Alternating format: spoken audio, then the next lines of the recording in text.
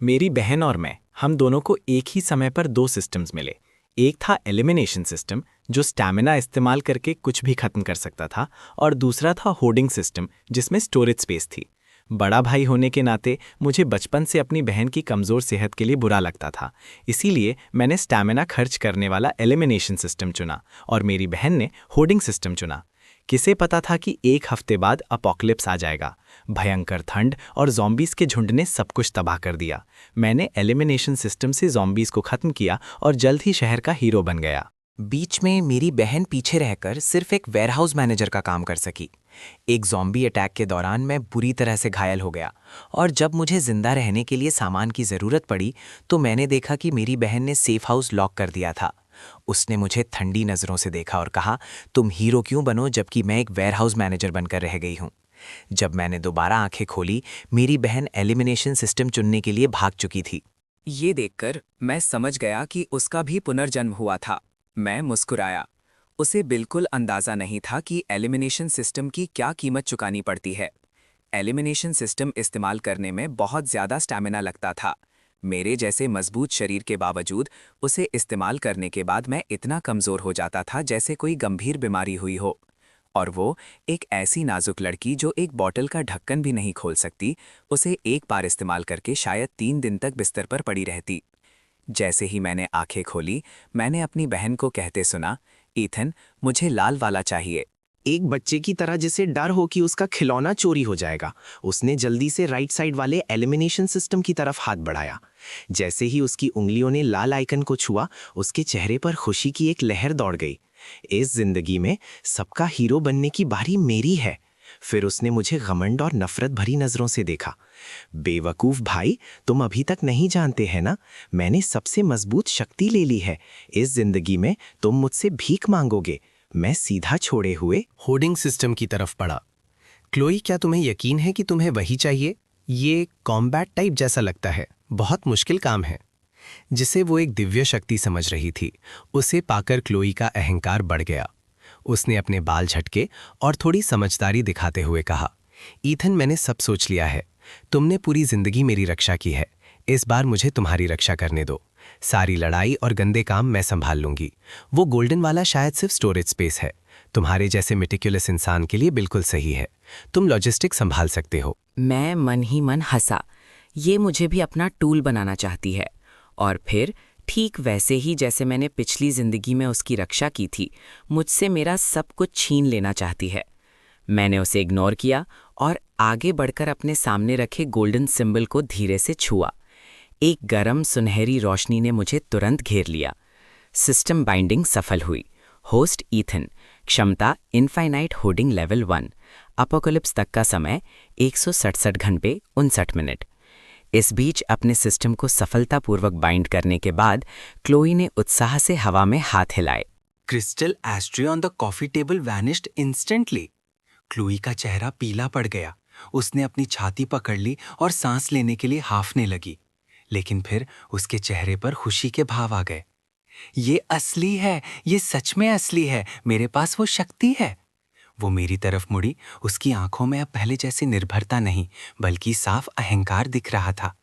Ethan, मैं थोड़ा थक गई हूँ, मेरे लिए पानी लाओ और मुझे वो बैंक कार्ड दो जो माँ और पापा हमारे लिए छोड़ गए थे। मुझे तैयारी के लिए कुछ चीज़ें खरीदनी हैं। उसका लहजा ऐसा था जैसे वो किसी नौकर को हुक्म दे रही हो।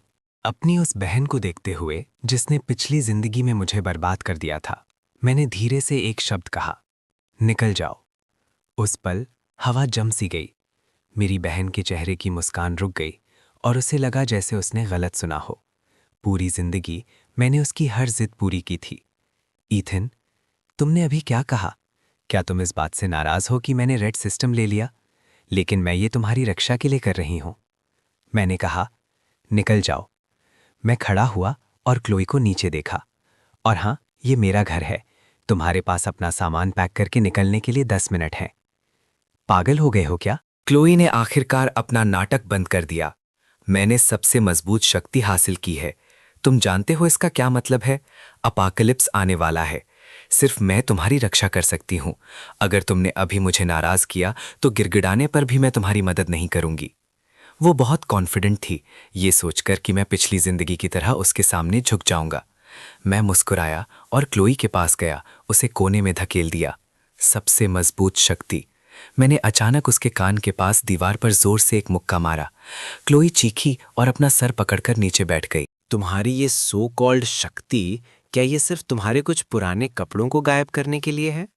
क्या तुम भूल गई हो कि तुम्हारी शक्ति सिर्फ चीजें मिटा सकती है, खाना बना नहीं सकती? 7 दिन में तापमान -60 डिग्री तक गिर जाएगा। बिना खाने और कपड़ों के भले ही तुम पूरी बिल्डिंग गायब कर दो, तुम ठंड और भूख से मर जाओगी। क्लोई का शरीर कांपने लगा। उसने सच में इस बात पर ध्यान नहीं दिया था, लेकिन उसने तुरंत गर्दन अकड़ाकर कहा, तो क्या, मैं जबरदस्ती ले सकती हूँ। जो भी मुझे सामान देने से मना करेगा, मैं उसे गायब कर दूंगी। और तुम एक टूटे हुए वेयरहाउस की रखवाली करके क्या कर लोगे? तुम्हें फिर भी मुझ पर ही निर्भर रहना पड़ेगा। ऐसा है क्या? तो गुड लक। मैं उस पर और वक्त बर्बाद नहीं करना चाहता था। मैं दरवाजे तक गया और उसे जोर से खोल दिया। अभी तुरंत निकलो, वरना मैं सिक्योरिटी से तुम्हें बाहर निकलवा दूंगा। मत भूलो कि ये अभी भी कानून का देश है। मैं ट्रेसपासिंग के लिए पुलिस को बुला सकता हूँ। क्लोई ने मेरी तरफ हैरानी से देखा। ठीक है, बहुत अच्छे। जब तुम इतने बेदर्द हो तो मुझे बेरहम होने का दोष मत देना। जब अपोकलिप्स आएगा, मैं तुम्हें तुम्हारे कबाड़ के ढेर के साथ कितकिताते हुए देखूंगी। ईथन, इस पर पछताना मत। क्लोई कमरे में घुसी और जल्दी जल्दी कुछ कपड़े और गहने सूटकेस में भरे, फिर गुस्से में सामान खींचकर दरवाजे से बाहर निकल गई। जाने से पहले उसने मुझे गुस्से से घूरा। इस जिंदगी में मैं तुम्हें अपनी आंखों के सामने कुत्ते की मौत मरते देखूंगी। दरवाजा जोर से बंद हो गया। मैं उसके सहारे खड़ा हो गया और एक लंबी सांस ली। पहला कदम, रिश्ते तोड़ना, पूरा हुआ। इस एहसान फरामोश के बिना जो किसी भी पल मेरी पीठ में छुरा घोंप सकती थी, मैं आखिरकार पूरी तरह से काम कर सकता था। फिर मैंने अपना फोन निकाला और समय देखा। 15 जनवरी 2026 सुबह के 10 बजे, अपोकलिप्स से ठीक 7 दिन पहले। मैंने अपना 8 मिलियन का घर 20% डिस्काउंट पर ऑनलाइन बेचने के लिए लगा दिया और हमारे माता पिता से मिली विरासत को मिलाकर लगभग 11 मिलियन हो गए। एक ऐसा किला बनाने के लिए जो -70 डिग्री की ठंड और ज़ॉम्बीज़ के हमले झेल सकें, और कई जिंदगियों के लिए सामान जमा करने के लिए ये पैसे काफ़ी नहीं थे। फिर मैंने बैंक को फ़ोन किया और अपने कंपनी के शेयर्स और घर गिरवी रख दिए। मैंने कई प्राइवेट लेंडर्स को भी फ़ोन किया और सभी बड़े ऑनलाइन लोन प्लेटफॉर्म्स और क्रेडिट कार्ड से लोन ले लिया। एक पागल जुआरी की तरह सिर्फ एक दोपहर में मेरे पास 16 मिलियन कैश आ गए। इतना काफ़ी होना चाहिए। अपने बैंक अकाउंट में उन चक्कर लाने वाले नंबरों को देखते हुए मुझे कोई खुशी नहीं हुई, सिर्फ जल्दी थी। पैसा सिर्फ कागज़ का टुकड़ा था, सिर्फ सामान ही जान बचा सकता था। मैं अपनी एसयूवी, जो मैंने बेची नहीं थी, सीधा शहर के बाहरी इलाके में ले गया। मेरा लक्ष्य साफ था। वेस्टर्न सबर्ब्स में छोड़ा हुआ कोल्ड चेन लॉजिस्टिक्स पार्क। ये कभी शहर की सबसे बड़ी कोल्ड स्टोरेज फैसिलिटी हुआ करती थी, जिसे बाद में मालिक के पैसे लेकर भाग जाने के बाद छोड़ दिया गया था। जगह सुनसान थी और चारों तरफ खुला मैदान था। बचाव करना आसान और हमला करना मुश्किल। मेरी पिछली जिंदगी में इस पर एक गैंग ने कब्जा कर लिया था और ये सबसे बड़े सर्वाइवर बेसेस में से एक बन गया था। इस जिंदगी में ये मेरा होगा। मैंने उस जगह की देखभाल करने वाले बूढ़े आदमी को ढूंढा और 20,000 कैश उसके हाथ में रखे और कहा कि मुझे ये किराए पर चाहिए। आधे महीने के लिए एक हॉरर एस्केप रूम बनाने के लिए कोई कॉन्ट्रैक्ट नहीं, सिर्फ चाबी चाहिए। नोटों की मोटी गद्दी देखकर बूढ़ा आदमी इतना मुस्कुराया कि उसके नकली दांत गिरने वाले थे और उसने बिना कुछ कहे चाबियां दे दी। चाबी मिलते ही मैंने मेन गेट लॉक कर दिया और विशाल अंडरग्राउंड कोल्ड स्टोरेज में चला गया। भले ही ये 2 साल से बंद था, 10 मीटर जमीन के नीचे होने की वजह से ये ठंडा और गीला था।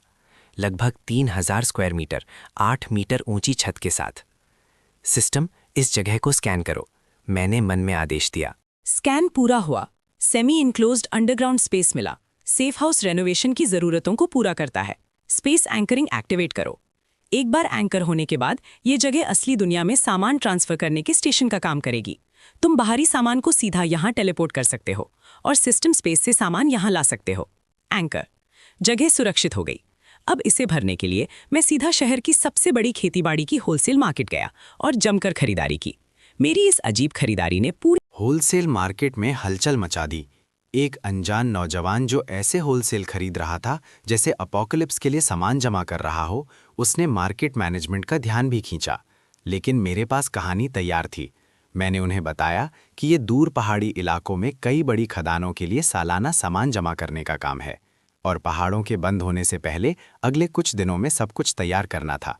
इस दौर में जहां पैसा सब काम कर देता है, जब तक पैसा सही हो, बहाना कितना भी अजीब हो, कोई ना कोई तुम्हारी मदद कर ही देगा। रात होते ही सामान से लदे पहले हेवी ट्रक्स वेस्टर्न सबर्ब्स की उस फैक्ट्री में आने लगे। सभी वर्कर्स के सामान उतारकर जाने के बाद मैंने लोहे का गेट फिर से लॉक कर दिया। पूरा कोल्ड स्टोरेज पहाड़ों की तरह जमा सामान से भर गया था। मैं 5 मीटर ऊंचे चावल के ढेर के पास गया, अपना हाथ उठाया और हथेली सबसे नीचे वाली बोरी पर रखी। स्टोर। तुरंत 50 टन चावल हवा में गायब हो गया। मैंने अपनी आंखें बंद की और अपनी चेतना से सिस्टम स्पेस में प्रवेश किया। उस अनंत सफेद जगह में 50 टन चावल चुपचाप हवा में तैर रहा था, बिल्कुल वैसे ही जैसे पहले रखा हुआ था। यहाँ समय रुका हुआ था। 100 साल बाद भी ये चावल बिल्कुल ताज़ा पकेंगे। शानदार। सब कुछ अपने काबू में होने का ये एहसास नशा कर रहा था। लेकिन ये सिर्फ शुरुआत थी। -60 डिग्री की ठंड में बिना गर्मी के ये खाना पत्थर जैसा जम जाएगा। मैंने दोस्तों से संपर्क करके 10,000 टन बिना धुएं वाला कोयला और डीजल, सोलर पैनल्स और जनरेटर्स के साथ खरीदा। 7 दिन बचे थे। मुझे ना सिर्फ इस कोल्ड स्टोरेज में 10 जिंदगियों के लिए खाना जमा करना था, बल्कि इसे एक क्लाइमेट कंट्रोल्ड किले में बदलना था जिसे एक न्यूक्लियर बॉम्ब भी तोड़ ना सके। तभी मेरे फ़ोन पर क्लोई का मैसेज आया। ये उसकी और उसके सीनियर रायन की एक फ़ोटो थी जो एक महंगे फ्रेंच रेस्टोरेंट में बैठे थे। बेचारा भाई, घर से निकलने के बाद क्या तुम अब इंस्टेंट नूडल्स खा रहे हो? रायन और मैं अपनी नई जिंदगी का जश्न मना रहे हैं। अगर तुम अभी घुटने टेको और गिड़गिड़ाओ तो शायद मैं तुम्हें एक रोटी का टुकड़ा दे दूं। मैं स्क्रीन पर देखा, मेरे होंठों पर एक मजाकिया मुस्कान थी। खा लो, ढेर सारा खा लो। ये तुम्हारा आखिरी खाना है, जिसे इंसानी खाना कहा जा सकता है। मैंने कैजुअली 2 शब्दों में जवाब दिया, गरम कपड़े पहनो। फिर मैंने उसे ब्लॉक कर दिया और अपना फ़ोन बंद कर दिया। मैं दूसरी मंजिल पर लोहे के वक्फे पर खड़ा था। दर्जनों वर्कर्स को स्टील के इस दानव के पेट में चींटियों की तरह काम करते देख रहा था। बॉस, आपकी ज़रूरतें कुछ ज़्यादा नहीं है? बोलने वाला ब्लेक था, शहर का सबसे जुगाड़ू कॉन्ट्रैक्टर, जो अब परेशान दिख रहा था। अपने हाथों में ब्लूप्रिंट को घूर रहा था। पूरी जगह 50 सेंटीमीटर मोटी एरोस्पेस ग्रेड एरोजेल इंसुलेशन, उस पर 20 mm की बुलेट प्रूफ स्टील प्लेट्स की 2 परतें, और आप चाहते हैं कि सारी वेंटिलेशन बंद हो, सिवाय 2 एयर इनटेक्स के जिनमें NBC फिल्ट्रेशन सिस्टम्स लगे हों। ब्लेक ने अपने माथे से पसीना पोंछा। भाई, ये सस्ता नहीं पड़ेगा। पैसे तुम्हारे अकाउंट में आ चुके हैं। 5 मिलियन एडवांस, मुझे ये 3 दिन में चाहिए। सारा मटेरियल स्टॉक में होना चाहिए, और अगर नहीं है तो दूसरी कंस्ट्रक्शन साइट से निकाल लो। मैं 3 गुना ज्यादा पैसे दूंगा। मैं मुड़ा और ब्लेक की आंखों में देखा। सिर्फ एक नियम है, क्यों ये मत पूछना। फोटोज मत लेना, सोशल मीडिया पर पोस्ट मत करना। काम होने पर 2 मिलियन और मिलेंगे चुप रहने के लिए। ब्लेक का गला जोर से हिला। 7 मिलियन, उसके 2 साल के मुनाफे के बराबर। हो जाएगा बॉस, आप मेरे बाप जैसे हैं। जब आप इतने दरिया दिल हैं तो सुनिए, अगर मैं 3 दिन में काम ना करूं तो आप मेरा सर तोड़कर उसे फुटबॉल की तरह इस्तेमाल कर सकते हैं। ब्लेक को जोश में जाते देख मुझे कुछ महसूस नहीं हुआ। मैं जो बना रहा था वो सिर्फ एक शेल्टर नहीं, बल्कि अपोकलिप्स से आज़ाद एक इकोसिस्टम था। मैं फैक्ट्री के कोने में गया जहां एक खास सामान की डिलीवरी हुई थी। बड़े लकड़ी के क्रेट्स खोले गए जिनके अंदर से गहरी धातु की चमक दिखाई दी। ये आम स्टील का सामान नहीं था, बल्कि high voltage electric fence generators और military grade blast proof glass थे, जो खास तरीकों से मंगवाए गए थे। अपोकलिप्स की शुरुआत में सबसे डरावनी चीज ज़ॉम्बीज नहीं, बल्कि इंसानी फितरत थी। जब भूख और ठंड लोगों को जानवर बना देती थी, तब आम रोल अप डोर्स भीड़ के सामने कागज की तरह कमजोर थे। सिस्टम, ये सारा बिल्डिंग मटेरियल स्टोर करो और ब्लूप्रिंट के हिसाब से उनकी जगह सेट कर दो। वर्कर्स के डिनर ब्रेक के दौरान मैंने भारी ब्लास्ट प्रूफ ग्लास को हल्के से छुआ और दर्जनों टन सामान पल भर में गायब हो गया। फिर सिस्टम के सटीक नियंत्रण में वो फैक्ट्री के ऊपर स्काईलाइट की जगह पर बिल्कुल फिट हो गए। जैसे ही आखिरी कंस्ट्रक्शन गाड़ी गई, विशाल लोहे का गेट धीरे धीरे बंद हो गया। स्टील के उस किले के बीच में खड़ा होकर, जो अब पूरी तरह से मेरा था, मैं पहाड़ों की तरह जमा सामान से भरे कमरे को देख रहा था। काफ़ी नहीं है, बिल्कुल काफ़ी नहीं है। मैंने अपने फ़ोन का बैलेंस चेक किया, 5 लाख से भी कम बचे थे। कानूनी तरीकों से खरीदने की मेरी शक्ति खत्म हो चुकी थी। अगली बारी थी 0 रुपये शॉपिंग की रात की। सुबह के 2 बजे East Harbour bonded logistics centre पर, ये शहर का सबसे बड़ा इंपोर्ट एक्सपोर्ट डिस्ट्रीब्यूशन हब था, जहां हज़ारों शिपिंग कंटेनर्स दुनिया भर के महंगे सामान से भरे हुए बिल्डिंग ब्लॉक्स की तरह रखे थे। उस रात मैंने लगभग आधे बॉन्डेड जोन के महंगे वेयर हाउसेस को खाली कर दिया, जब तक मेरे दिमाग में एक हल्का चुभने वाला दर्द नहीं हुआ, जो मेंटल एनर्जी के ज़्यादा इस्तेमाल का संकेत था। मैंने मजबूरन रुक गया। जैसे ही मैं जाने वाला था, अचानक इंजन की आवाज़ ने रात की शांति भंग कर दी। कई काली मॉडिफाइड एसयूवीज पोर्ट में घुसी और पास के एक छिपे हुए वेयरहाउस के सामने रुक गईं। गाड़ी के दरवाजे खुले और दर्जन भर टैटू वाले गुंडे बाहर निकले। आगे एक गंजा आदमी अपने लोगों को जोर से डांट रहा था। सामान हटाओ, जल्दी करो। ड्रैगन ने कहा है कि शिपमेंट आज रात ही हटाना है, पुलिस की नज़र है। जो बॉक्स वो लोग उठा रहे थे, उन पर खतरनाक सामान की चेतावनी लिखी थी। मैंने अपनी आंखें छोटी की और सिस्टम का लॉन्ग रेंज स्कैन एक्टिवेट किया। स्कैन के नतीजे: TNT विस्फोटक, डेटोनेटर्स, इंडस्ट्रियल नाइट्रिक एसिड, हथियार। मेरे दिल की धड़कन बढ़ गई। ये ब्लैक शार्क गैंग का स्मगलिंग पॉइंट था, जो शहर का सबसे बड़ा क्रिमिनल ऑर्गेनाइजेशन था। उस TNT को देखते हुए, जो ना सिर्फ ज़ॉम्बीज को उड़ा सकता था, बल्कि किसी भी सुरक्षा को तोड़ सकता था, मैंने अपने होंठ चाटे। ये तोहफा सीधा मेरे दरवाजे पर आया है। इन विस्फोटकों के साथ मेरे पास आखिरी तुरुप का इक्का होगा। जब ये मुझे मिल ही गया है, तो मैं शर्म नहीं करूंगा। मैंने चुपके से सिस्टम स्पेस की प्रॉपर्टीज़ का इस्तेमाल करके वेयरहाउस के पीछे चक्कर लगाया और अपना हाथ पतली स्टील प्लेट वाली दीवार पर रखा। ये दूरी सिस्टम के दायरे में थी। सिस्टम, वेयरहाउस के अंदर के सभी एक्सप्लोसिव्स को लॉक करो और सभी को कलेक्ट कर लो। अंदर सामान ले जा रहे गुंडों ने सिर्फ एक झलक देखी और उनके हाथों ने भारी बक्से अचानक गायब हो गए। हवा अचानक शांत हो गई। 1 दर्जन से ज्यादा गैंग के सदस्य जमकर खड़े हो गए, खाली हवा को पकड़े हुए एक दूसरे को हैरानी से देख रहे थे। अरे ये क्या हुआ? बॉक्स कहाँ गए? ये तो अजीब है। ड्रैगन, गड़बड़ हो गई है, सामान गायब हो गया है, सब कुछ चला गया। गंजा लीडर दौड़कर आया और खाली वेयरहाउस को घूर कर देखने लगा। उसके भाव गुस्से से डर और फिर अस्तित्व के संकट में बदल गए। कान, किसने किया ये? बाहर निकलो। उसने अपनी पिस्टल निकाली और हवा में पागलों की तरह लहराई। तब तक मैं इस अफरा तफरी का फायदा उठाकर पोर्ट की दीवार फांदकर रात में गायब हो चुका था। 24 घंटे की उलटती गिनती। अपने आखिरी दिन शहर में भीड़ भाड़ थी। किसी को नहीं पता था कि ये पुरानी दुनिया की आखिरी शाम थी। मौसम विभाग ने ठंडी लहर की नीली चेतावनी जारी की। कल तापमान 10 से 15 डिग्री गिरने की भविष्यवाणी की। किसी ने भी इसे गंभीरता से नहीं लिया। ज़्यादा से ज़्यादा वो एक एक्स्ट्रा गर्म कपड़ा पहन लेंगे। मैं फिर से बाहर नहीं गया। वेस्टर्न सबर्ब्स के किले में रहकर आखिरी जांच कर रहा था। सारे दरवाजे और खिड़कियां वेल्ड कर दी गई थीं। सिर्फ एक मेन एंट्रेंस छोड़ा गया था। मैंने आखिरी बार सोशल मीडिया चेक करने के लिए अपना फ़ोन खोला। क्लोई ने 1 घंटे पहले एक अपडेट पोस्ट किया था। भले ही सर्दी आ रही है, मेरा दिल गर्म है। सरप्राइज़ के लिए शुक्रिया रायन। भविष्य उज्जवल है। कुछ लोग अपने गंदे पैसों के साथ सड़ सकते हैं। मैं ज़ोर से मुस्कुराया। मैंने उसे लाइक किया, फिर कमेंट किया, जब तक हो सके मजा लो।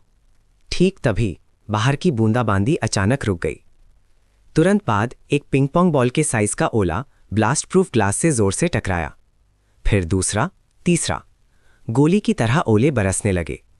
उसके बाद तेज हवाएं चलीं और तापमान तेजी से गिरा। मेरे फोन स्क्रीन पर एक इमरजेंसी न्यूज़ अलर्ट आया। ब्रेकिंग न्यूज़, एक सुपर पोलर वॉर्टेक्स के कारण अगले 3 घंटों में दुनिया का तापमान 50 डिग्री गिर जाएगा। सभी नागरिक तुरंत घर लौटें। तुरंत, ये कोई मजाक नहीं है। अपोकलिप्स आ चुका था। सिर्फ 10 मिनट में बाहर की दुनिया का रंग बदल गया। सड़क की सतह पर बहुत कम समय में मोटी काली बर्फ जम गई। 1 दर्जन गाड़ियां टकरा गई।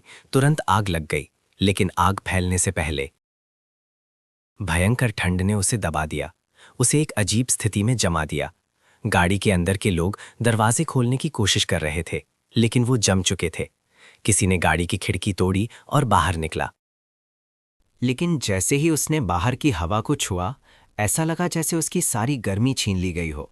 उसकी हरकतें तुरंत सख्त हो गईं। उसका डरा हुआ चेहरा उसके चेहरे पर जम गया, एक जिंदा जैसी बर्फ की मूर्ति में बदल गया।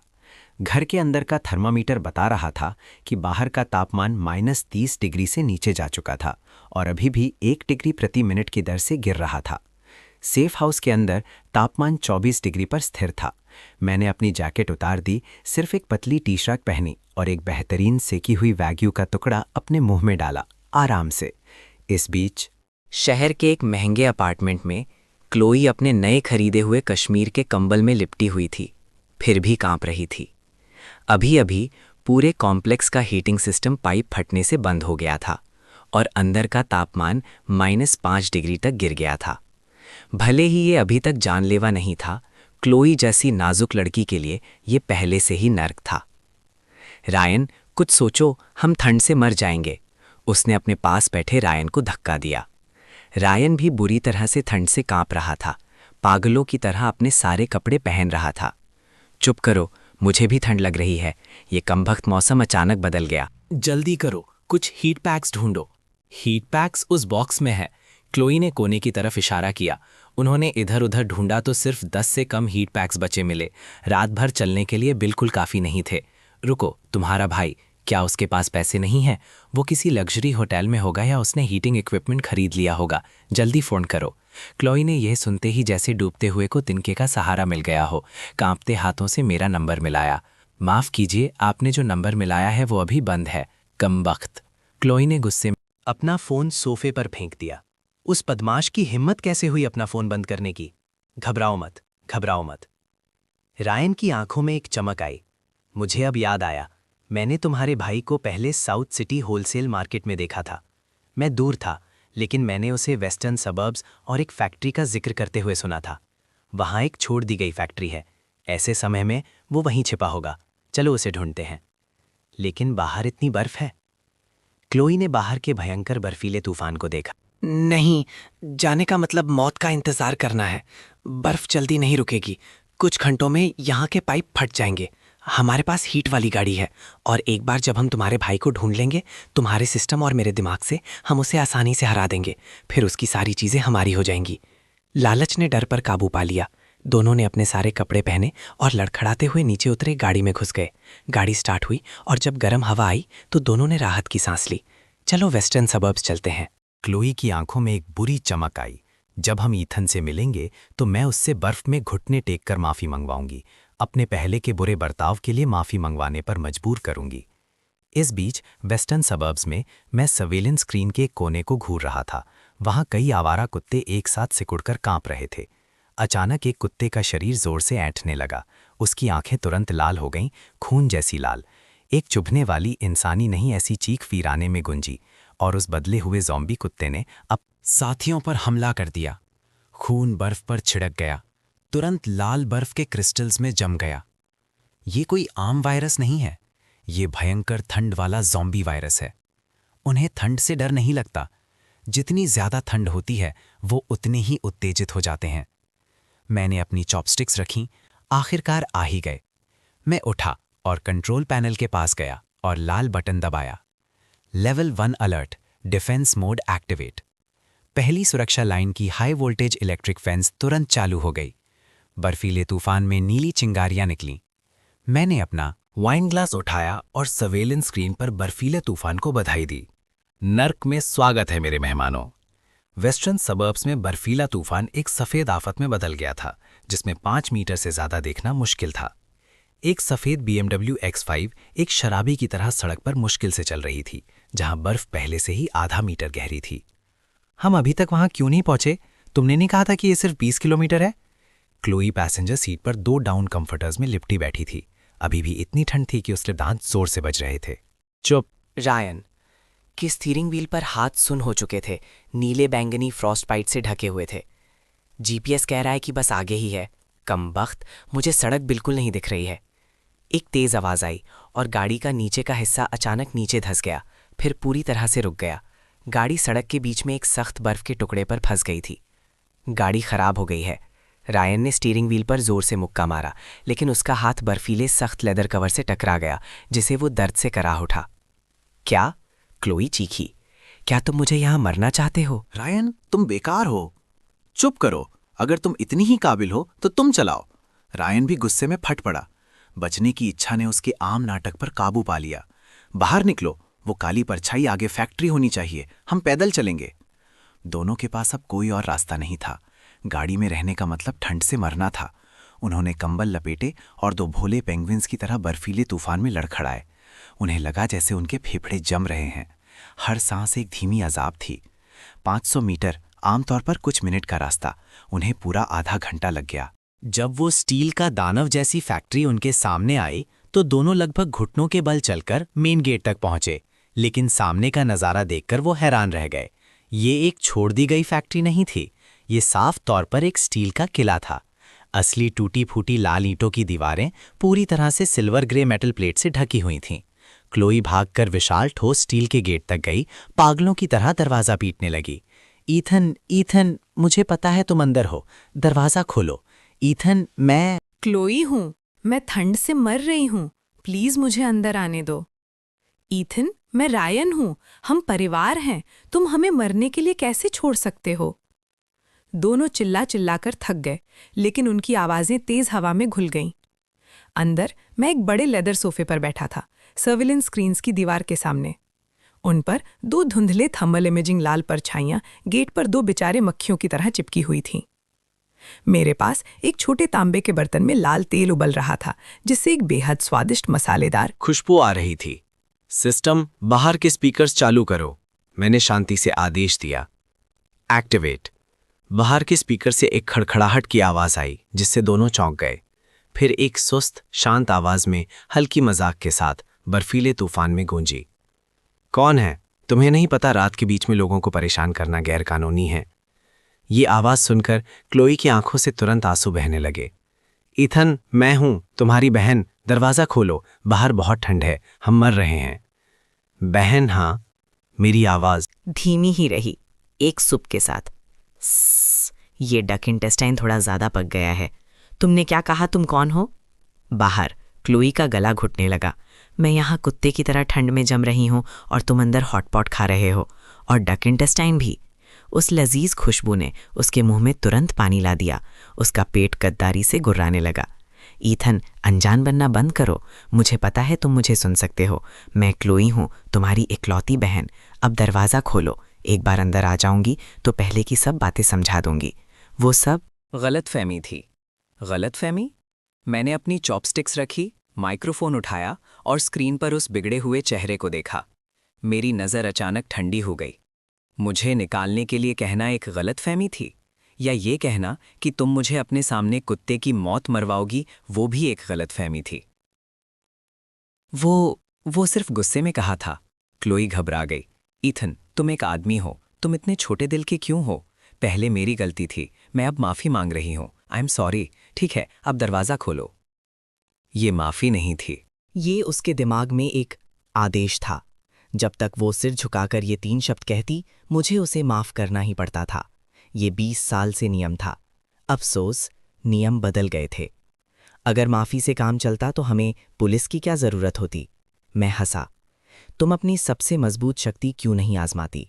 तुम्हारे पास एलिमिनेशन सिस्टम नहीं है? ये शब्द क्लोई पर बिजली की तरह गिरे। सही है, मेरे पास एक शक्ति है, मैं उससे भीख क्यों मांगूं? ठीक है, अगर तुम नहीं खोलोगी तो मैं खुद खोल लूंगी। बाद में मुझसे भीख मत मांगना। क्लोई की आंखों में एक बुरी चमक आई और उसने गहरी सांस ली। उसके शरीर में ऊर्जा दौड़ने लगी। उसने अपना जमा हुआ हाथ स्टील के दरवाजे पर मारा। एलिमिनेट। उसकी हथेली से एक लाल रोशनी निकली जो दरवाजे से जोर से टकराई। हालांकि गेट के गायब होने का इंतजार किया गया नजारा नहीं हुआ, बल्कि लाल रोशनी एक अदृश्य दीवार से टकराकर तुरंत वापस आ गई, जिससे क्लोई का हाथ सुन्न हो गया और वो बर्फ में पीछे गिर गई। सिस्टम चेतावनी, लक्ष्य की घनत्ता बहुत ज्यादा है और high level. Energy reinforced space anchoring से सुरक्षित है। होस्ट का वर्तमान लेवल LV1 है, एलिमिनेट नहीं कर सकता। जबरदस्ती एलिमिनेशन के लिए जीवन शक्ति की जरूरत है। क्लोई ने अटल दरवाजे को विश्वास से देखा। मेरा सिस्टम सबसे मजबूत है, मैं एक दरवाजा भी कैसे नहीं खोल सकती? मेरी बेरहम हंसी स्पीकर से आई। बताना भूल गया था, ये दरवाज़ा मुझे एरोस्पेस ग्रेड एलॉय के लिए 5 मिलियन का पड़ा है, और मेरा सिस्टम तुम्हारे सिस्टम का उल्टा काम करता है। तुम्हारा एलिमिनेशन मेरे होर्डिंग को एलिमिनेट नहीं कर सकता। अब दफा हो जाओ। मेरे दरवाजे पर बर्फ गंदी मत करो। स्पीकर बंद हो गया। फिर गेट के ऊपर की फ्लडलाइट्स अचानक जल उठीं। 2 चौंधियां देने वाली रोशनी सीधा उनके चेहरों पर पड़ी, जिससे वो अपनी आंखें नहीं खोल पा रहे थे। क्लोई बर्फ में बैठी थी, हड्डियों तक चुभने वाली ठंड महसूस कर रही थी। उस दरवाजे को घूर रही थी जो कभी नहीं खुलेगा। पहली बार महसूस कर रही थी कि असली निराशा क्या होती है। आधे घंटे बाद क्लोई और रायन गए नहीं थे, क्योंकि गाड़ी खराब थी। वो सिर्फ फैक्ट्री के गेट के पास एक हवा से बची हुई जगह में सिकुड़कर बैठ सकते थे। अब क्या करें? मुझे अपने पैर महसूस नहीं हो रहे। क्लोई के होंठ गहरे बैंगनी हो गए थे। उसकी पलकों पर बर्फ के क्रिस्टल्स जमे हुए थे। रायन की हालत और भी खराब थी। उसने क्लोई को अपने कुछ कपड़ों में से एक दे दिया था और अब उसका पूरा शरीर जोर से कांप रहा था। उसकी आंखें धुंधली होने लगी थीं। सोना मत, अगर तुम सो गए तो उठ नहीं पाओगे। ठीक तभी ऊपर से एक इतनी तेज खुशबू आई कि तुम्हारी रूह निकल जाए। दोनों ने मेहनत से अपने सिर उठाए। कुछ चाहिए? मैं दूसरी मंजिल के छज्जे पर खड़ा था, हॉट पॉट का अधूरा कटोरा पकड़े हुए। ईथन, प्लीज मुझे बस एक घूंट दे दो, बस एक घूंट गरम सूप। रायन आखिरकार टूट गया। बर्फ में घुटने टेक कर ऊपर की तरफ पागलों की तरह सिर पटकने लगा। मैंने तुम्हें बास्केटबॉल भी सिखाया था, पुरानी यादों के लिए मुझे बचा लो। मैं हंसा और आराम से एक ताज़ा पका हुआ मोटा बीफ का टुकड़ा उठाया। जब तुमने मुझे बाहर बंद किया था, क्या तुमने पुरानी यादों के बारे में बात की थी? फिर मैंने अपना हाथ छोड़ा और वो गरम तेल टपकता बीफ का टुकड़ा दोनों के सामने गंदी बर्फ में गिर गया।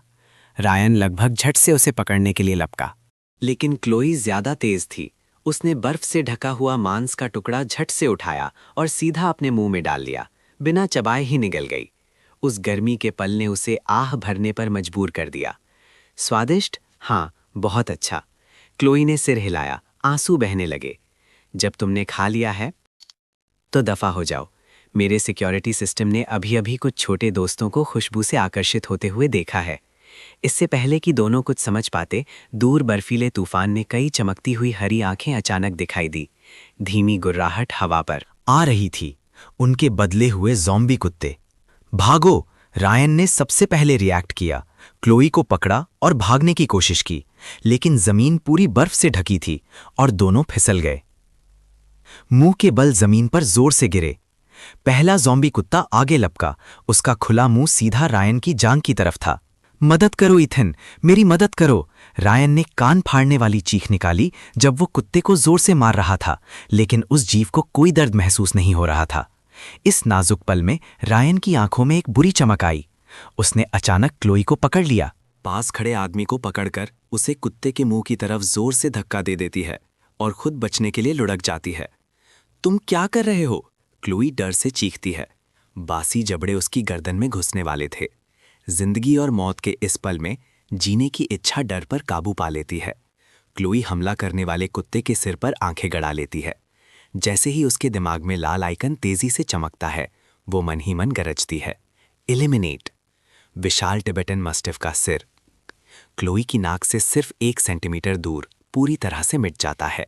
सिर्फ एक सिर कटा। लाश क्लोई पर जोर से गिरता है। उसकी सांस लगभग रुक जाती है। होस्ट ने एलिमिनेट किया। Tier 1 mutant. Experience gained 10 points. Stamina depletion warning. Chloe को अपनी ताकत जाते हुए महसूस होती है। उसकी आंखों के सामने अंधेरा छा जाता है और वो लगभग बेहोश हो जाती है, लेकिन वो बच गई थी। ये छोटा सा शो दिलचस्प होता जा रहा है। मैं दूरबीन नीचे करता हूँ। मेरी आंखों में मजाक चमक रहा था। जब तुम लोग जाना नहीं चाहते तो मैं तुम्हें बचने का रास्ता दिखाता हूँ। मेरी आवाज़ फिर से गूंजती है, एक शैतानी आकर्षण के साथ। 200 मीटर पूर्व में एक सिक्योरिटी बूथ है। आज रात जिंदा रहने का ये तुम्हारा एकमात्र मौका है। इसके साथ खिड़की पूरी तरह से बंद हो जाती है। अंधेरे में सिर्फ 2 कांपते हुए लोग रह जाते हैं और उनके चारों तरफ और ज़्यादा हरी आंखें जमा हो जाती हैं। बूथ की तरफ चलो। क्लोई कुत्ते की लाश को धक्का देती है और लड़खड़ाते हुए उठती है। वो रायन की तरफ एक नज़र भी नहीं डालती। उसे वो धक्का याद था। ज़ॉम्बी कुत्तों के हमला करने से पहले आखिरी पल में दोनों लड़खड़ाते हुए उस टूटे फूटे सिक्योरिटी बूथ की तरफ दौड़ते हैं। बूथ छोटा और हवादार था। उन्होंने मुश्किल से खिड़कियों को छोड़े हुए तख्तों और पुराने अखबारों से बंद किया। क्लोई, तुम ठीक हो? रायन पास आकर एक चापलूसी भरी मुस्कान के साथ उसका हाथ पकड़ने की कोशिश करता है। अभी मैं कुत्ते को धक्का दे रहा था, तुम्हें नहीं, गलत मत समझो। उस मुश्किल के बाद उसके मासूम चेहरे का नकाब आखिरकार उतर जाता है, नीचे का स्वार्थी ठंडा स्वभाव सामने आ जाता है। ये मत सोचो कि मुझे नहीं पता तुम्हारे दिमाग में क्या है रायन। अब से अगर तुमने मुझ पर एक और हाथ उठाने की हिम्मत की तो मैं तुम्हारा सर भी उस कुत्ते की तरह गायब कर दूंगी। रायन जम जाता है, उसकी आंखों में एक गुस्से की चमक आती है, लेकिन वो उसे जल्दी से छिपा लेता है। वो जानता है कि क्लोई अब उस भयंकर एलिमिनेशन सिस्टम का इस्तेमाल करती है। उसके लिए उसे मारना बच्चों का खेल होगा, वो सिर्फ सहन कर सकता है। इस बीच सेफ हाउस में मेरे हाथों में एक टैबलेट है। भले ही पब्लिक नेटवर्क बंद हो गया है, मेरा मिलिट्री ग्रेड सैटेलाइट रिसीवर अभी भी दुनिया भर के सिग्नल्स पकड़ रहा है। दुनिया भर की खबरें स्क्रीन पर स्क्रॉल हो रही हैं। पूर्वी क्षेत्र के लिए आपातकालीन घोषणा। सरकार ने सबसे उच्च स्तरीय आपातकालीन प्रोटोकॉल एक्टिवेट कर दिया है। देश भर में सरकारी शेल्टर अब खुल गए हैं। जिंदा बचे लोग कृपया नजदीकी स्थान पर जाएं। शहर का shelter, east district sports centre, shelter 7। मैं उन कोऑर्डिनेट्स को घूरता हूं। मेरी पिछली जिंदगी में वो जगह शुरुआती दिनों में सबसे बड़ा सरकारी किला था, लेकिन ठीक इसलिए क्योंकि वहां बहुत ज्यादा लोग थे, सामान तेजी से खत्म हो गया और अव्यवस्थित प्रबंधन के साथ 1 महीने के अंदर बदनाम अनाज भंडार दंगा भड़क उठा, जिसमें हजारों लोग मारे गए। ऐसा लगता है कि इतिहास का रास्ता नहीं बदला है। मैंने खबर बंद की और सिस्टम इंटरफेस खोला। वर्तमान stock 32,000 ton, system level LV1, experience 0%, upgrade की जरूरत, 10 टियर 1 ज़ॉम्बी कोर्स जमा करो। कोर्स। मेरी पिछली जिंदगी में लोगों को अपोक्लिप्स के तीसरे महीने तक ये नहीं पता चला था कि ज़ॉम्बी दिमाग के कोर को शक्तियों को बढ़ाने के लिए इस्तेमाल किया जा सकता है, लेकिन मैं अब जानता हूं। वो बेवकूफ़ क्लोई कुत्ते को मारने में इतनी व्यस्त थी कि उसने सबसे कीमती जीत का सामान बर्फ में छोड़ दिया। वो मेरे एक्सपीरियंस पॉइंट्स हैं, उन्हें बर्बाद नहीं होने दे सकता। मैं एक हल्के नैनो थर्मल कॉम्बैट सूट में बदल जाता हूं और अपनी टैक्टिकल कुल्हाड़ी उठा लेता हूं। मैंने इस भयंकर बर्फीले तूफान की पहली रात में अपनी पहली फसल काटने के लिए घूमने जाने का फैसला किया है, और ये चेक करने के लिए कि क्या वो 2 चूहे अब तक ठंड से मर गए हैं।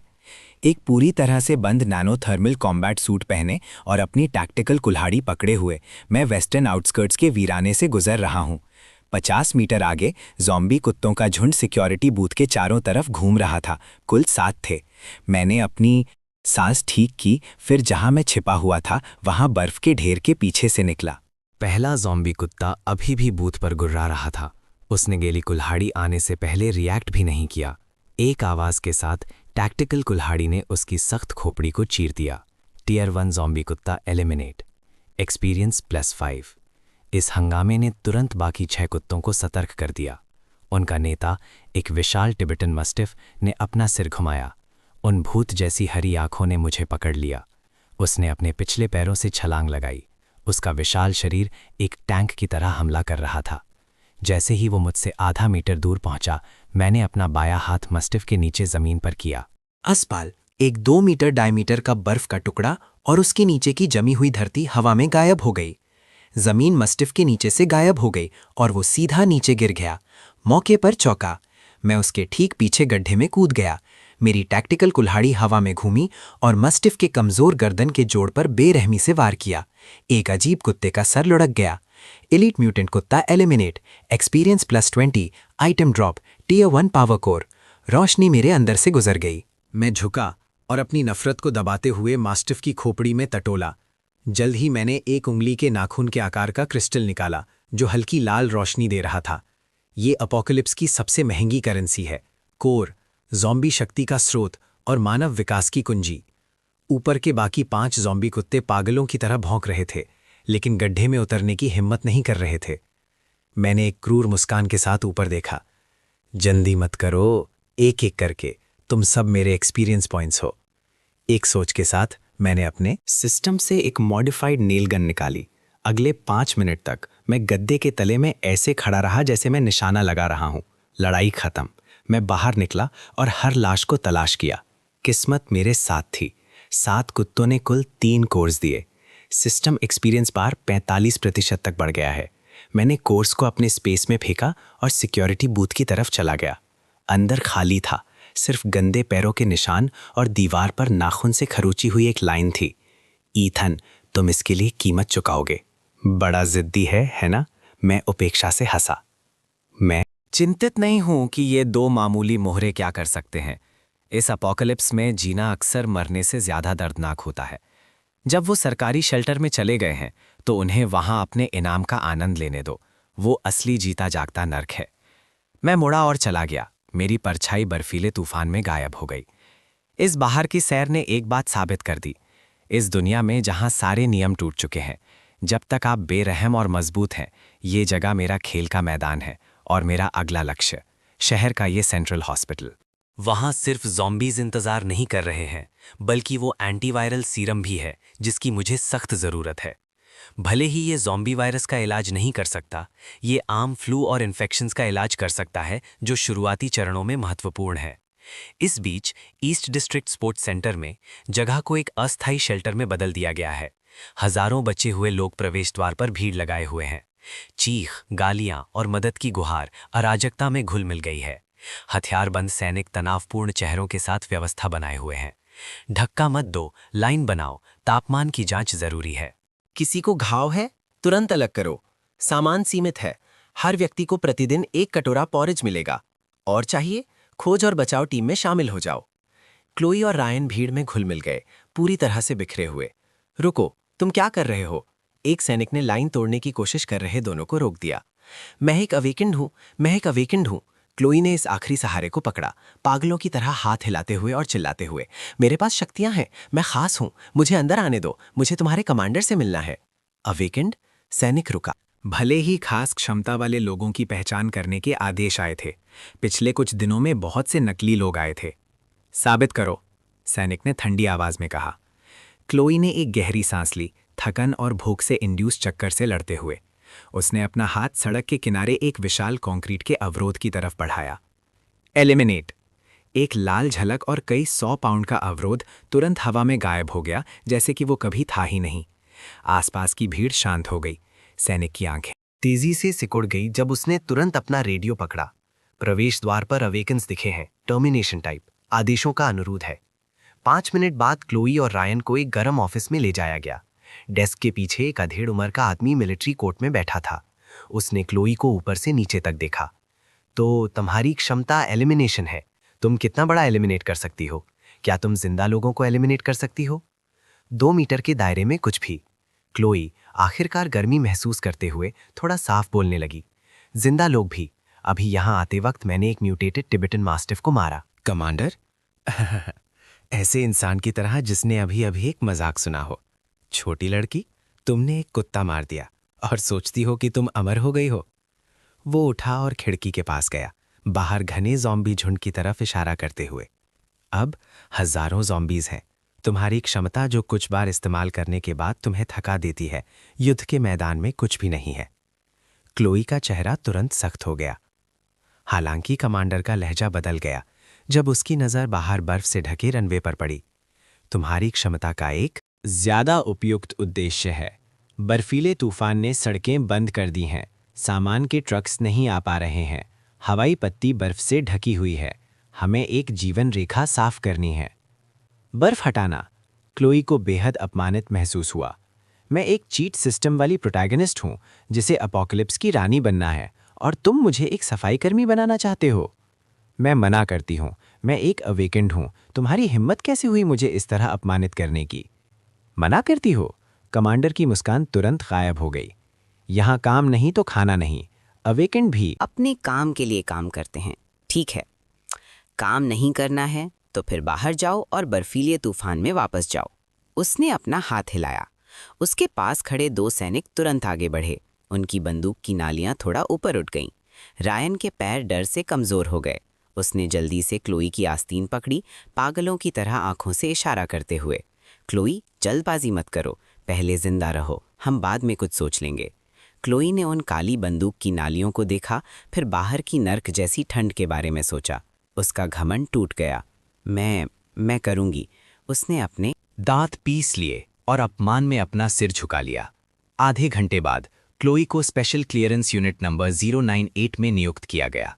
उसका काम आसान था, निर्माण वाहनों के सामने खड़ा होना और लगातार आगे की बर्फ और मलबे पर अपनी क्षमता का इस्तेमाल करना, बर्फ की दीवारों के हिस्सों को मिटाना।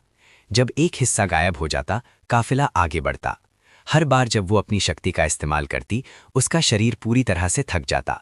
तेज, क्या देरी हो रही है? पीछे का काफिला इंतजार कर रहा है। सुपरवाइजर ने मेगाफोन से गरजा। रायन, जिसके पास कोई क्षमता नहीं थी, सबसे निचले स्तर की परिवहन टीम में नियुक्त किया गया।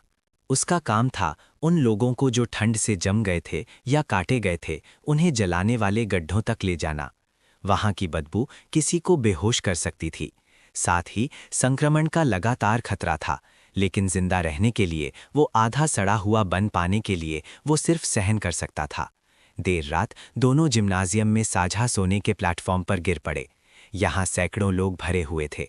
पसीने और पैरों की बदबू एक साथ मिल गई थी। क्लोई अपने सूजे हुए, सड़ते हुए हाथों को देखती रही। आंसू बेकाबू होकर बहने लगे। ऐसा नहीं होना चाहिए था। वो ईथन के बारे में सोचती है, उस गरम आग के बारे में। ईथन, तुम अभी बहुत खुश होगे। क्लोई ने गंदे कंबल को जोर से पकड़ा। उसके नाखून उसकी हथेली में घुस गए। इस समय सेंट्रल हॉस्पिटल के सामने का प्लाजा जमे हुए ज़ॉम्बीज से भरा हुआ था। ये जीव मरे नहीं थे। जैसे ही उन्हें किसी जिंदा इंसान के शरीर की गर्मी महसूस होती, वो तुरंत जाग जाते। सिस्टम स्टेल्थ फील्ड एक्टिवेट करो।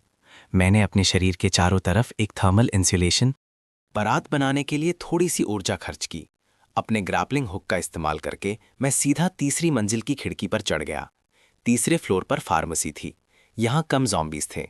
कुछ भटकती हुई नर्स ज़ॉम्बीज को मारने के बाद मैं शेल्फ्स के पास गया। मेरा हाथ घुमा और दवाइयों की पंक्तियां एक के बाद एक गायब हो गईं। आधे रास्ते में नीचे से तेज गोलियों की आवाज आने लगी। मैं खिड़की के पास गया और नीचे देखा। 2 मॉडिफाइड आर्मर्ड व्हीकल्स हॉस्पिटल के गेट तोड़कर अंदर घुस आए। 7-8 पूरी तरह से हथियारबंद गुंडे ज़ॉम्बीज पर गोलियां बरसा रहे थे। गाड़ियों पर एक काले शार्क का चिन्ह था। Black shark gang. फिर से ये लोग।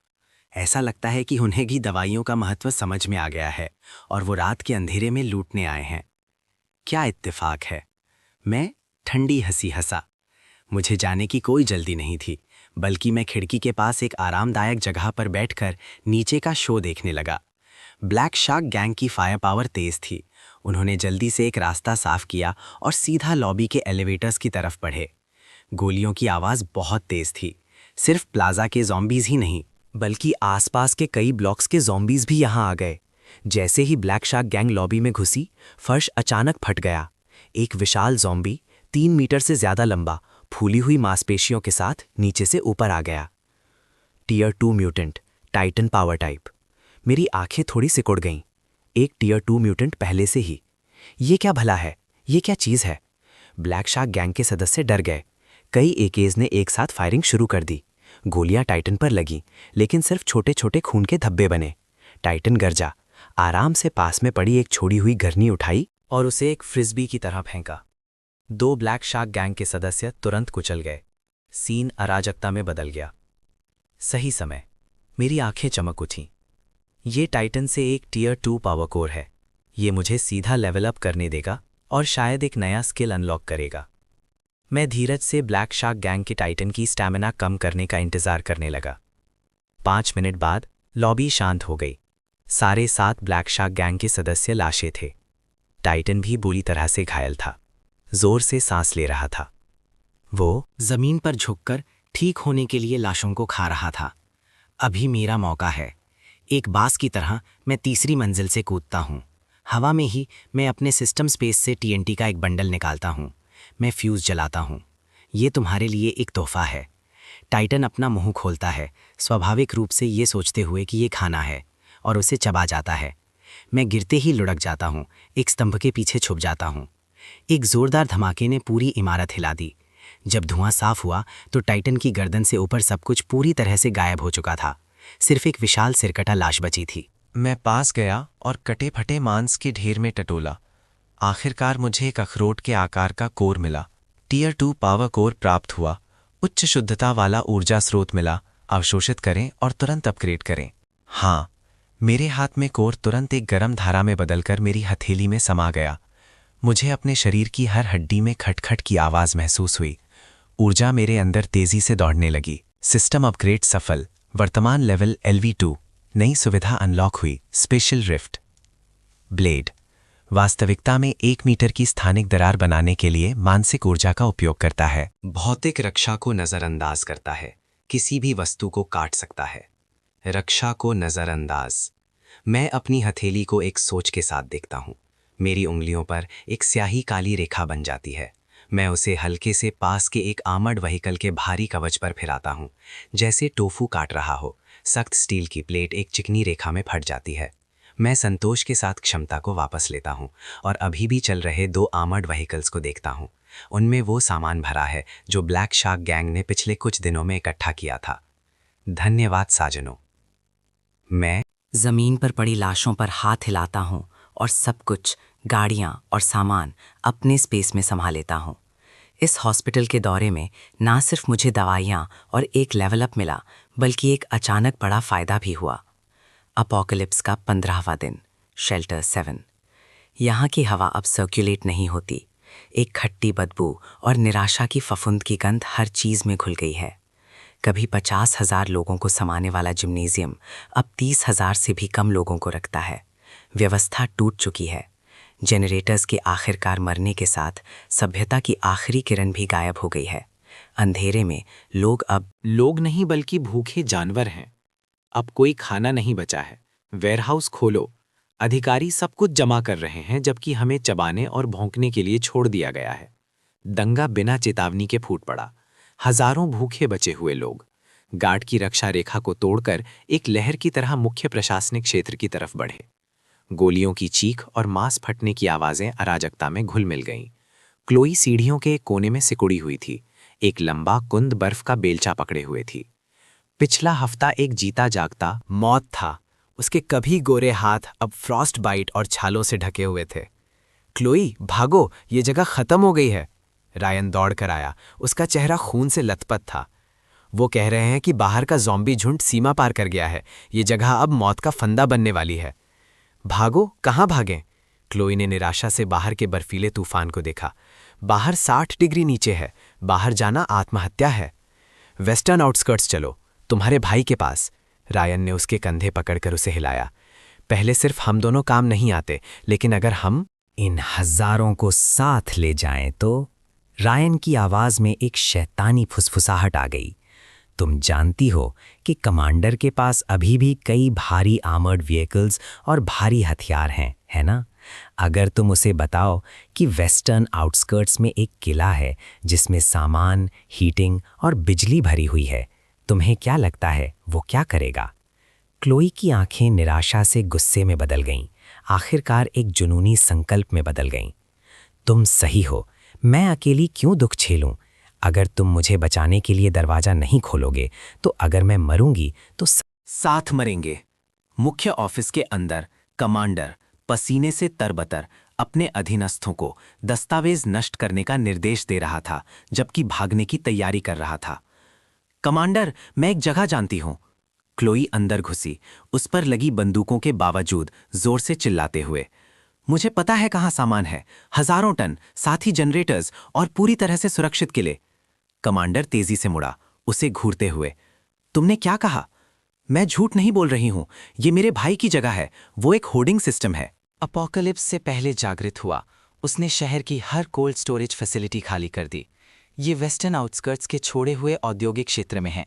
अगर हम उस जगह पर कब्जा कर लें तो हम जिंदा रह सकते हैं, सब जिंदा रह सकते हैं। कमांडर की आंखें बचाव और निराशा की लालची चमक से चमक उठीं। खबर शेल्टर में एक वायरस की तरह फैल गई। वेस्टर्न आउटस्कर्ट्स में एक अनाज भंडार है। किसी स्वार्थी अमीर आदमी ने हजारों टन खाना जमा कर रखा है। चलो उसे मारकर सब ले लें। दंगे करने वाले जो पहले एक दूसरे को मार रहे थे, अचानक उनका एक साझा लक्ष्य हो गया। आधे घंटे बाद 5 भारी आर्मर्ड व्हीकल्स आगे, 1 दर्जन से ज्यादा मॉडिफाइड ट्रक्स पीछे और हजारों बचे हुए लोग पीछे बर्फीले तूफान में घुस गए।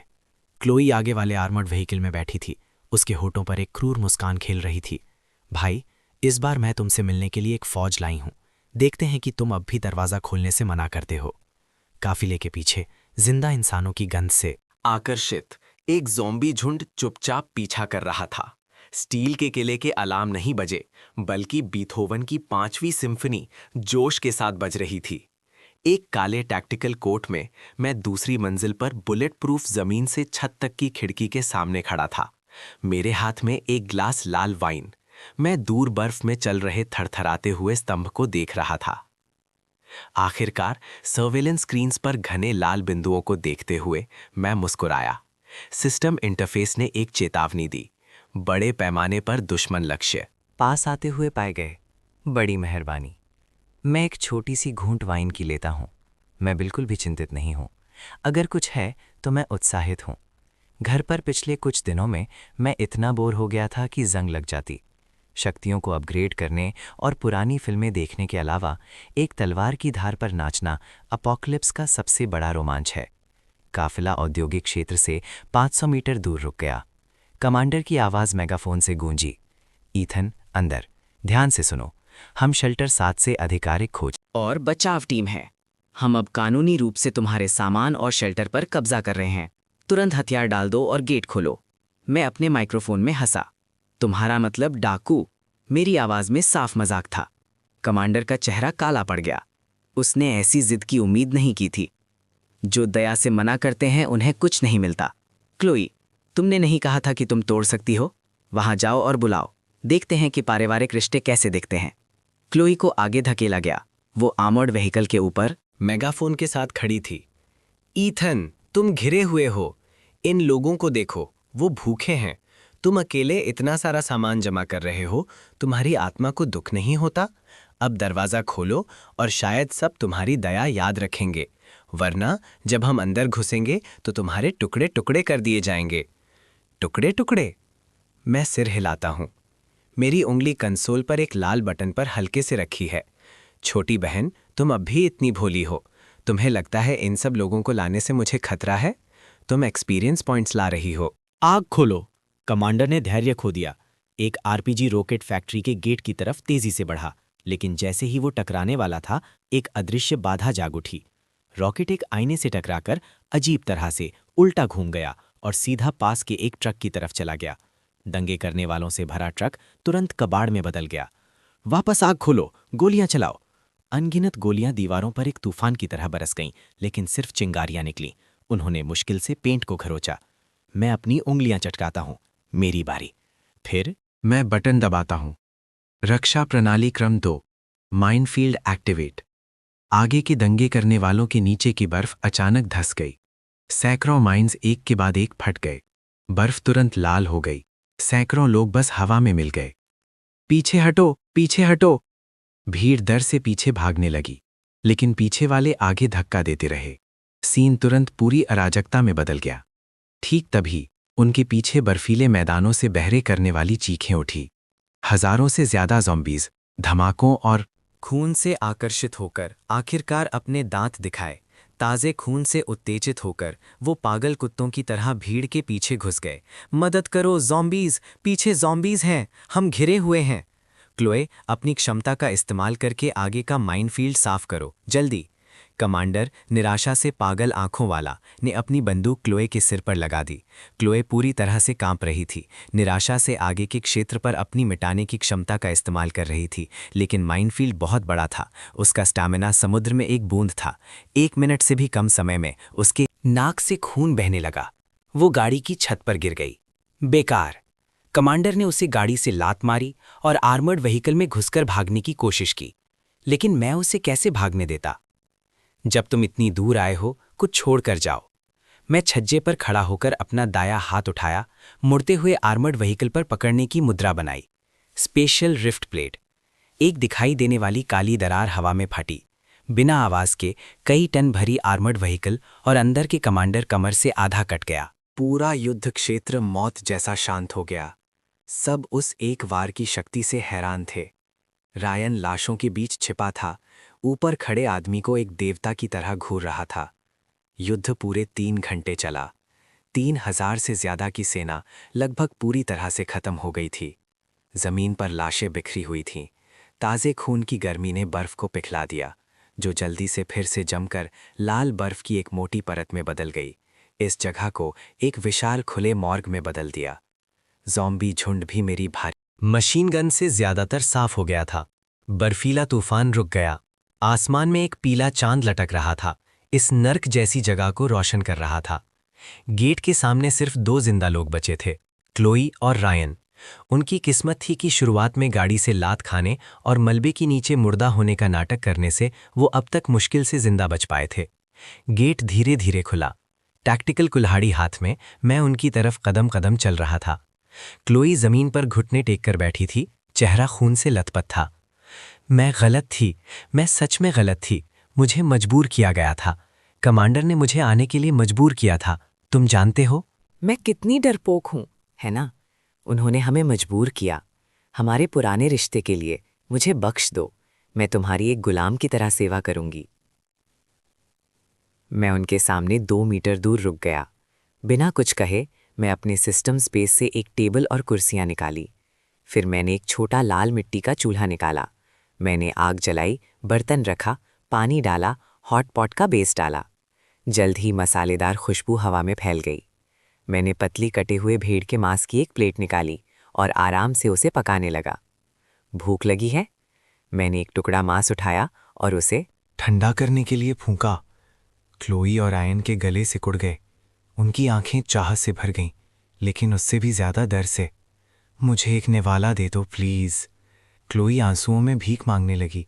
ये सीन इतना जाना पहचाना था। मैंने मांस अपने मुंह में रखा और धीरे धीरे चबाया।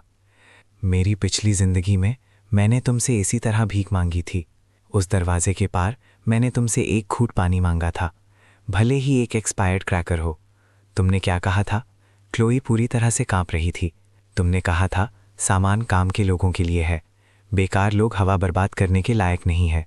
मैंने अपनी चॉपस्टिक्स रखी और उन्हें बर्फीली आंखों से देखा। अब मैं वो शब्द तुम्हें वापस करता हूं। मैं उठा। मेरे हाथ में टैक्टिकल कुल्हाड़ी चांदनी में ठंडी चमक रही थी। रायन, मैंने पुकारा। रायन ने सोचा कि कोई उम्मीद है और जल्दी से ऊपर देखा। तुमने कहा था तुम क्लोई से प्यार करते हो और उसके लिए मर जाओगे, है ना? रायन ने हिचकिचाया और अपने पास क्लोई को देखा। उसे मार दो और मैं तुम्हें रख लूंगा। मेरी आवाज में लालच था। मैं तुम्हें एक एनहांसमेंट सीरम भी दूंगा, तुम भी अवेकेंड बन सकते हो। एक खंजर रायन के सामने गिरा। इंसानियत की अंतिम परीक्षा। नहीं, क्लोए ने रायन को डर से देखा, पीछे हटते हुए। तुम नहीं करोगे, हम प्यार में हैं। रायन ने खंजर को देखा, फिर ईथन के पीछे गरम रोशन किले को, फिर अपने सामने इस गंदी बेकार औरत को। उस पल प्यार नामक नकाब पूरी तरह से टूट गया। रायन ने अचानक खंजर पकड़ा और एक बिगड़े हुए चेहरे के साथ क्लोए पर झपटा।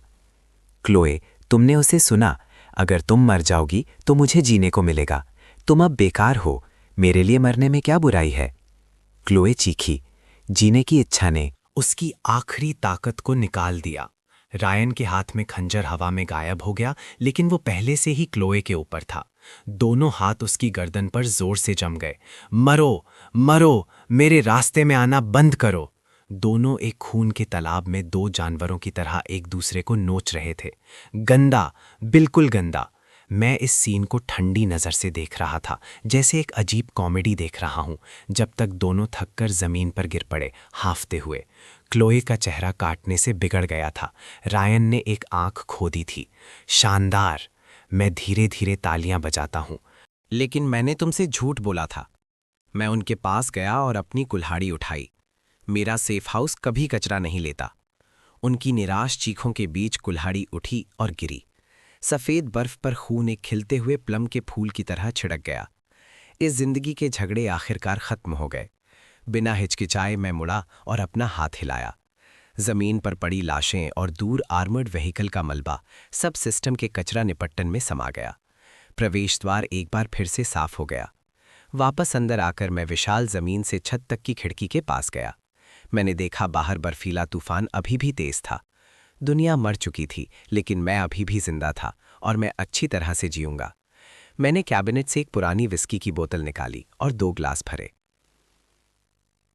एक मैंने जमीन पर डाला, अपने मूर्ख पिछले जीवन के लिए एक श्रद्धांजलि। दूसरा मैंने आसमान की तरफ उठाया, इस क्रूर लेकिन शानदार नई दुनिया को बधाई देते हुए। हेलो अपोकलिप्स, मैं ईथन हूं, इस क्षेत्र का राजा।